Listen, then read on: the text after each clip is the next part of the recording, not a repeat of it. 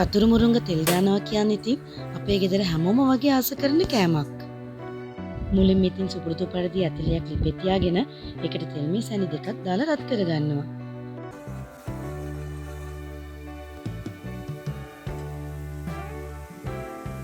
තෙල් ටික රත් වුණාට පස්සේ මම මුලින්ම දාගන්නේ කපාගත්තු අමු මිරිසුයි ලූණුයි. ලූණු නම් මහා ගොඩක් එකතු කරන්න එපා. කතුරු මුරුංග කොළ වලට වඩා නම් ලූණු දාන්න එපා. මොකද අපි ඉතින් අන්තිමටනේ කතුරු මුරුංග කොළ ටික එකතු කරන්නේ. ඊට පස්සේ ඒක එකතු කරාම අර රසෙත් එක්ක ඒවා මැලුණාම අර ලූණු වැඩියෙන් පේනවා. හරියට නිකන් ලූණු සම්බෝලේ වගේ. ඒතර රසත් නෑ මේ ටෙම්පරාදෝ. දැන් ඉතින් මේ ලූණු ටිකයි අමුරිස් ටිකයි විනාඩියක් විතර මලව ගන්න ඕනේ. ඊට පස්සේ මම මේකට එකතු කරගන්නේ උඹල කඩ. ඇත්තටම මේව කතුරු මුරුංග තෙල් දැම්මම සමහර දවස්වලට මම බත් එක්ක කතුරු මුරුංග තෙල් දාපුවා විතරක් කනවා. තියෙනවා නම් ඉතින් චුටි මුරුංග කැලපොත් නගන්නවා. ඔයාලත් ඒ වගේද?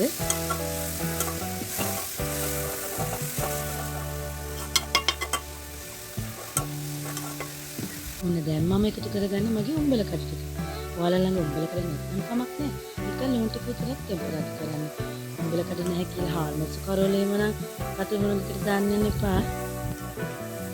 උඹල කඩ ටිකක් දැම්මට පස්සේ ලුණු ටික මල වෙනකම් පොඩක් හැන්දින් කලවම් කර කර ඉන්න ඕනේ.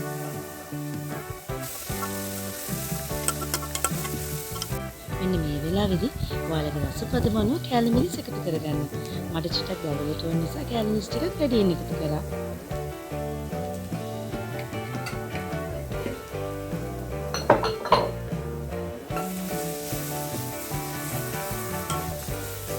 මේ විදිහට ඉතින් කැලි මිරිස් ටිකයි ලුණු ටිකයි හොඳට කලවම් කරලා තමයි අපි කතුරු මුරුංග කොළ ටික එකතු කරගන්න ඕනේ. කතුරු මුරුංග කොළ කපන්න ඕනේ අර මැල්ලුමට වගේ හීනිත් නැති ලොකුවටත් නැති සාමාන්‍ය සයිස් කෑලි වලට. මෙන්න මේ වගේ. දැන් ඉතින් තියෙන මේ කොළ ටිකත් ලුණු අනම්මනම් එක හොඳට මික්ස් කරන්න. තව දෙයක් ඔයාලට මෙතනදී මුරුංග කොළ තියෙනවා ඒකත් මේකටම දාන්න පුළුවන්. එතකොට ඉතින් අර චුට්ටක් ඇලවෙන ගැතිය නිසා හැඳි දෙකක් පාවිච්චි කරලා කලවම් කරන්න.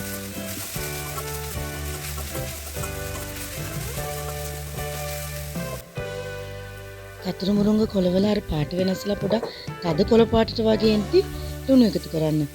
ලුණු ටිකත් ඉතින් හොඳට කලවම් කරාට පස්සේ ලිප් ඔෆ් කරන්න. මොකද ඊට පස්සේ වැඩි වෙලා මලවන්න ඕනේ නැහැ. මේ රෙසිපි එක බලන ගමන් මගේ channel එකට subscribe කරන්න.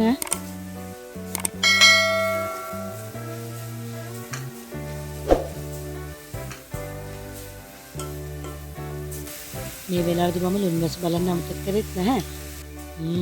ඇත්තටම මේක නම් මාර රහයි.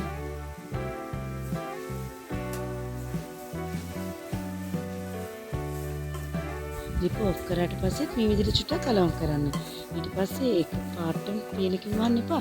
ටිකක් වෙලා තියලා පියනෙන් වහන්න. එහෙනම් ඉතින් ඔයාලත් මේ රසවලස කතුරු මුරුංග ටෙම්පරාදු හදලා බලන්නකෝ. එහෙනම් අපි ආයෙත් වීඩියෝ එකකින් හම්බෙමු. ඔයාලට සුපර් දවසක්.